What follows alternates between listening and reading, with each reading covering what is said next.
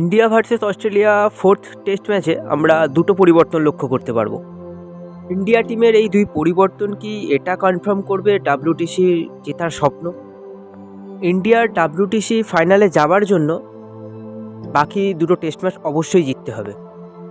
India যদি একটা test match জেতে তাতে হয়তো বর্ডার গাভাস্কার ট্রফি রিটেন করে নেবে, কারণ আগের বারের বর্ডার গাভাস্কার ট্রফি বিজেতা ইন্ডিয়া। ইন্ডিয়া যদি একটা টেস্ট ম্যাচ জেতে এবং একটা ড্র করে, সেক্ষেত্রে ডাব্লিউটিসি ফাইনালে ইন্ডিয়া খেলবে। বা যদি ইন্ডিয়া দুটো টেস্ট ম্যাচ জেতে, সেক্ষেত্রেও ডাব্লিউটিসি ফাইনালে ইন্ডিয়া খেলবে।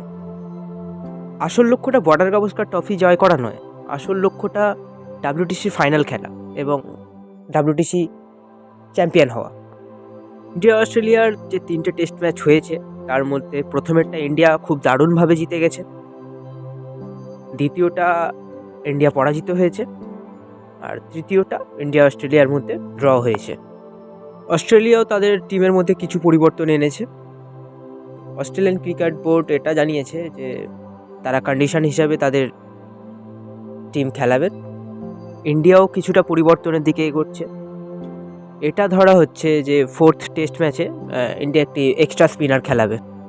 মেলবোর্ন আর সিডনি টেস্ট ম্যাচে আমরা হয়তোবা ওয়াশিংটন সুন্দর আর রবীন্দ্র জাদেজা এদের দুজনকে একসাথে দেখতে পারবো। এটা ধরা হচ্ছে যে মেলবোর্ন এবং সিডনি ওয়েদার বলুন এবং পিচ কন্ডিশন বলুন, সেটা ইন্ডিয়ার সাথে কিছুটা শ্যুট করবে, বা এটা বলা হয়েছে যে ইন্ডিয়ান প্লেয়ারদের কিছুটা শ্যুট করবে। স্পিনাররা এতে কিছু বাড়তি সুবিধা পাবে। মেলবোর্নের ওয়েদার দ্রুত পরিবর্তন হচ্ছে, গরম বাড়ছে, হয়তোবা তিনজন ফাস্ট বোলারের সাথে একজন স্পিনার তো অবশ্যই আমরা দেখতে পারবো, হয়তোবা আমরা দুজন স্পিনারকেও দেখতে পারি। আমার ধারণা আমরা ওয়াশিংটন সুন্দরকে অবশ্যই দেখতে পারবো, কারণ রবিচন্দ্র অশ্বিন রিটায়ারমেন্ট নিয়েছেন, তো ওয়াশিংটন সুন্দর একজন দারুণ স্পিনার। মোহাম্মদ সিরাজকে হয়তোবা ড্রপ করা হতে পারে, হয়তোবা মোহাম্মদ সিরাজ ড্রপ হতে পারেন।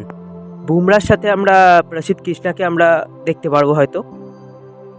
যদি মোহাম্মদ সিরাজ থাকে সেই জায়গায়, তাহলে হয়তো আমরা নীতিশ কুমার রেড্ডিকে ড্রপ হতে দেখতে পারি। এই যে আমরা সিরাজের কথা বলছি, সিরাজ 6টা ম্যাচে 13টা উইকেট নিয়েছেন, ঠিকঠাক বোলার, কিন্তু এটা ধরা হচ্ছে হয়তোবা তাকে ড্রপ করা হতে পারে। চতুর্থ টেস্ট ম্যাচে আমরা প্রসিদ্ধ কৃষ্ণাকে খেলতে দেখতে পারি। টেস্ট ম্যাচে প্রসিদ্ধ কৃষ্ণার খেলা সেইভাবে আমরা দেখিনি, কিন্তু ইন্ডিয়া অস্ট্রেলিয়ার প্র্যাকটিস ম্যাচে প্রসিদ্ধ কৃষ্ণা খুব ভালো পারফর্ম করেছে। ওয়াশিংটন সুন্দরের জায়গা একদম চতুর্থ টেস্ট ম্যাচে একদম পাকাপোক্ত, এটাই আমাদের ধারণা। বাট টেস্ট ম্যাচে ওয়াশিংটন সুন্দর 2টো উইকেট নিয়েছিলেন, যেটা আমরা দেখেছি সবাই। আর ইন্ডিয়া এটা এক্সপেক্ট করছে যে ওয়াশিংটন সুন্দর এবং রবীন্দ্র জাদেজা এরা দুজন খুব ভালো পারফর্ম করবে চতুর্থ টেস্ট ম্যাচে এবং ইন্ডিয়াকে খুব ভালোভাবে ম্যাচ জেতাবে। চতুর্থ টেস্ট ম্যাচে কোন প্লেয়াররা আসবেন বা কারা ড্রপ হবেন সেটা নিয়ে তো অনেক আলোচনা চলছে। তো এটা আমাদের ধারণা যে নীতিশ কুমার রেড্ডিকে ড্রপ করা হতে পারে, এটাই ম্যাক্সিমাম চান্স তার জায়গায় ওয়াশিংটন সুন্দর আসবেন। তবে এটার জন্য যে ব্যাটিংয়ের ওপর খুব একটা বেশি ইম্প্যাক্ট পড়বে এরকমটা না, কারণ ওয়াশিংটন সুন্দরও খুব ভালো ব্যাটসম্যান একজন। নীতিশ যে খুব একটা খারাপ খেলছে এরকমটা না, 5 ম্যাচে 170 রান করেছে, প্রায় 44-এর কাছাকাছি অ্যাভারেজ আছে, 3টে উইকেটও নিয়েছেন তিনি। কিন্তু কি করার আছে, একটা এক্সট্রা স্পিনার খেলাতে গেলে সেক্ষেত্রে নীতিশ কুমার রেড্ডিকে তো ড্রপ করাটা অবশ্যম্ভাবী, এটাই মনে হয়। তো এক্ষেত্রে জয়সওয়াল আর রাহুল তো ওপেন করবে। গিলের জন্য এটা important test match.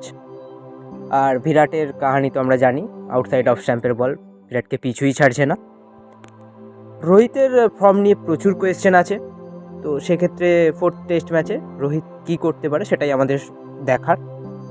Rishabh Pant, border Gavaskar ট্রফিতে ঋষভ পান্ত আলাদা লেভেলেই খেলে, কিন্তু এক্ষেত্রে কি ঋষভ পান্তের সমস্যা হচ্ছে কোন জায়গায়, সেটার প্রশ্নের উত্তরও আমরা ফোর্থ টেস্ট ম্যাচে দেখতে পারি হয়তোবা।